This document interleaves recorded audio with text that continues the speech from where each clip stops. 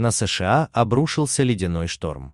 В Орегоне объявили чрезвычайное положение. В американском штате Орегон из-за зимнего шторма сотни тысяч людей остались без света.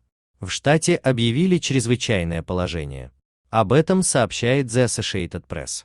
Шторм накрыл северо-запад Тихого океана льдом и снегом, оставив без электричества более 270 тысяч жителей Орегона, а также затруднив передвижение по региону. Экстремальные условия, потери электроэнергии и проблемы с транспортом побудили губернатора Орегона Кейт Браун объявить чрезвычайное положение в штате. Напомним, 1 февраля 2021 года Национальная метеорологическая служба США объявила штормовое предупреждение в Нью-Йорке, Нью-Джерси и Коннектикуте. Там был сильный ветер с порывами от 55 до 80 км в час.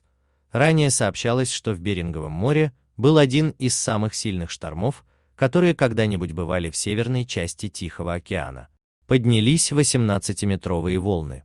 Также сообщалось о сильном шторме в Великобритании.